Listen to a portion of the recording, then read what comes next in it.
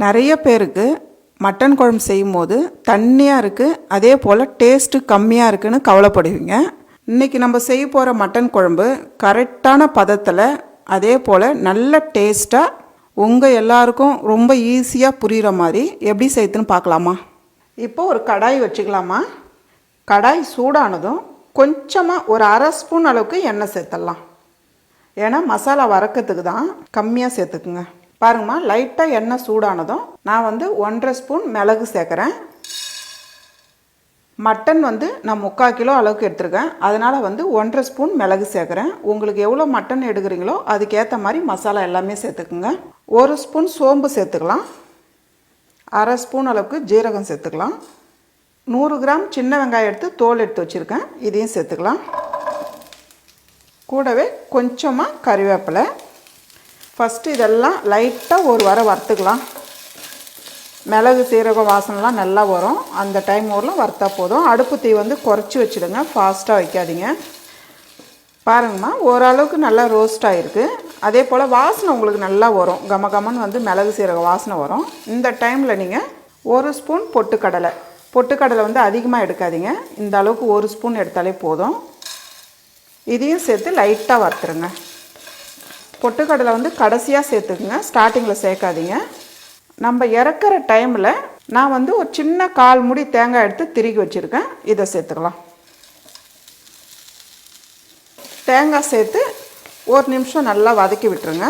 தேங்காயோட colour மாறினா போதும், அவ்வளோதாம்மா. இப்போ ஸ்டவ் ஆஃப் பண்ணிவிட்டு கொஞ்ச நேரம் நல்லா ஆற விட்டு இதை நல்லா பேஸ்ட் பண்ணிக்கலாம். பாருங்கம்மா, நம்ம வறுத்து வச்சுருக்க மசாலா நல்லா ஆறிடுச்சு. இப்போ மிக்ஸி ஜாரில் நான் சேர்த்து வச்சுருக்கேன். இதில் ஒரு 1/4 கப்பு தண்ணி சேர்த்து நல்லா பேஸ்ட் பண்ணிவிடுங்க. கொரகொரப்பாக இருக்கக்கூடாது, நல்லா நைஸாக அரைச்சி எடுத்துக்கலாம். பாருங்கம்மா, நான் 3/4 கிலோ மட்டன் எடுத்துருக்கேன். அதே போல் வாங்கும் போது நல்லா ஒரு பெரிய சைஸாக வாங்கிக்கோங்க, ரொம்ப குட்டி குட்டியாக வாங்காதீங்க. மட்டனில் சிக்கன் இருந்தால் நம்ம குட்டி குட்டியாக வாங்கலாம், மட்டன் கொஞ்சம் பெரிய சைஸாக தான் வாங்கணும். அதே போல் வாங்கும் போது குழம்புக்கு கொஞ்சம் எலும்பாட சேர்த்து வாங்கிக்கோங்க, நல்லா ஒரு சின்ன சின்ன எலும்பாக பார்த்து கேட்டு வாங்கிக்கோங்க. இதை போல் இருந்தால் தான் குழம்பு நல்லா டேஸ்ட்டாக இருக்கும். இப்போ நம்ம கழுவி எடுத்துக்கலாம். இப்போ குக்கர் வச்சுக்கலாமா? 2.5 ஸ்பூன் அளவுக்கு எண்ணெய் சேர்த்துக்கலாம். பாருங்கம்மா, எண்ணெய் சூடானதும் நம்ம ஏற்கனவே சோம்பு சேர்த்து அரைச்சி வச்சுருக்கோம், லைட்டாக சோம்பு சேருங்க. நான் 3 பெரிய வெங்காயம் எடுத்து பொடியாக நறுக்கியிருக்கேன், இதை சேர்த்துக்கலாம். வெங்காயம் இந்த அளவுக்கு நல்லா பொடியாக கட் பண்ணிவிடுங்க. இப்போது வெங்காயம் சேர்த்து நல்லா வதக்கிடுங்கம்மா. நல்லா ஒரு ப்ரௌன் கலராக வரணும், அந்த அளவுக்கு வெங்காயம் நல்லா வதக்கி எடுத்துருங்க. பாருங்கம்மா, வெங்காயம் இந்த அளவுக்கு நல்லா வதக்கி எடுத்துருங்க. கூடவே நல்லா ஒரு பெரிய ஸ்பூனில் 1 ஸ்பூன் அளவுக்கு இஞ்சி பூண்டு பேஸ்ட்டு சேர்த்துக்கலாம். இதையும் சேர்த்து ஒரு வதக்கிடுங்க. கூடவே தேவையான அளவு கருவேப்பிலையும் இந்த டைமில் சேர்த்துக்குங்க. நான் 2 பெரிய தக்காளி எடுத்து பொடியை நறுக்கியிருக்கேன், தக்காளியும் அதே போல் பொடியை நறுக்கிடுங்க. தக்காளி கொஞ்சம் பழ தக்காளியாக எடுத்துக்குங்க. இப்போ தக்காளி சேர்த்து நல்லா மசிய வதக்கிடுங்கம்மா. ஃபஸ்ட்டு பாருங்கம்மா, தக்காளி இந்த அளவுக்கு நல்லா மசிய வதக்கிடுங்க. அப்போ தான் குழம்பு நல்லா திக்காக இருக்கும், அதே போல் தக்காளி இருக்கிறது தெரியாது. இப்போ இந்த டைம் நம்ம மட்டன் சேர்த்துக்கலாம். நான் 3/4 கிலோ மட்டன் எடுத்து நல்லா கழுவி வச்சுருக்கேன். இப்போ இது சேர்த்துக்கலாம். சேர்க்கும் போது நல்லா தண்ணி வடிகட்டி சேருங்க.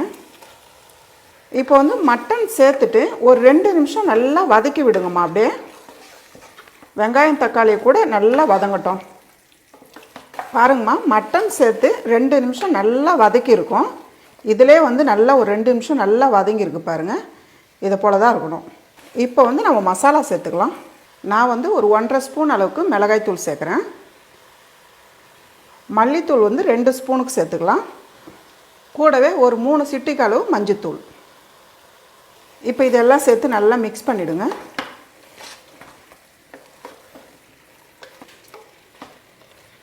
இதை போல் நல்லா கிளறி விட்டுருங்க. கூடவே நம்ம அரைச்சி வச்சுருக்க பேஸ்ட்டு சேர்த்துக்கலாம். வெங்காயம், மிளகு, சீரகம். இப்போ இந்த ஜார் அப்படியே இருக்கட்டும், தண்ணி சேர்த்து ஊற்றிக்கலாம். இப்போ இந்த பேஸ்ட்டு சேர்த்து நல்லா மிக்ஸ் பண்ணிவிடுங்கம்மா.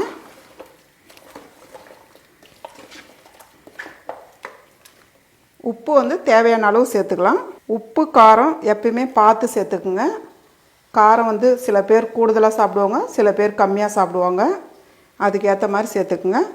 அதே போல் உப்பு வந்து கம்மியாக இருந்தாலும் நம்ம அப்புறமா கூட சேர்த்துக்கலாம், அதிகமாக மட்டும் சேர்த்துறாதீங்க. பாருங்கம்மா, உப்பு சேர்த்து நல்லா மிக்ஸ் பண்ணிவிடுங்க. நம்ம வந்து கிராம்பு பட்டைலாம் எதுவும் சேர்க்க போகிறதில்ல. 1 ஸ்பூன் அளவுக்கு கரம் மசாலா சேர்க்க போகிறோம். அதனால் 1 ஸ்பூன் கரம் மசாலா சேர்த்துக்கலாம். இந்த டைமில் கரம் மசாலா சேர்த்துக்குங்க. லைட்டாக பரட்டி விடுங்க போதும். நான் வந்து ஒரு 1.5 கப்பு தண்ணி எடுத்து மிக்ஸி ஜாரை கழுவி வச்சுருக்கேன். இதை சேர்த்துக்கலாம். ஃபஸ்ட்டு வந்து கொஞ்சமாக தண்ணி எடுத்து இந்த மாதிரி ஊற்றிட்டு கிளறி பாருங்கள். ரொம்ப திக்காக இருந்ததுன்னா நீங்கள் கூட கொஞ்சம் சேர்த்துக்கலாம். பாருங்கள், நான் வந்து 1.5 கப்பு தண்ணி எடுத்து சேர்த்துருக்கேன். அப்படி இருந்தும் குழம்பு கொஞ்சம் திக்காக தான் இருக்குது. இன்னும் ஒரு 1/2 கப்பு தண்ணி சேர்த்துக்கலாம். இதை போல் நீங்கள் பார்த்துட்டு தண்ணி சேர்க்கணும். ஏற்கனவே நம்ம வந்து 1.5 கப்பு இந்த கப்பால் சேர்த்துருக்கோம். இப்போ ஒரு 1/2 கப்பு தண்ணி. பாருங்கம்மா, தண்ணி சேர்த்துட்டு இந்த அளவுக்கு பாருங்கள். இதுதான் கரெக்டான பதம். கொஞ்சமாக மேலவே கொத்தமல்லி சேர்த்துருங்க. கொத்தமல்லி சேர்த்துட்டு நீங்கள் கிளற வேண்டாம், அப்படியே மூடிடலாம். குக்கர் மூடிட்டு ஒரு 6லேருந்து 7 விசில் விடுங்கம்மா, போதும். பாருங்கம்மா, நான் வந்து ஒரு 7 விசில் விட்டுருக்கேன். இப்போ பார்க்கலாம். பாருங்கம்மா, எவ்வளோ சூப்பராக இருக்குது பாருங்கள். எண்ணெய் வந்து தனியாக திரிஞ்சு வந்திருக்கு பாருங்கள். அதே போல் குழம்பு எவ்வளோ திக்காக இருக்குது பாருங்கள். இதே போல் செஞ்சிங்கன்னா மட்டன் குழம்பு ரொம்ப சூப்பராக இருக்கும்.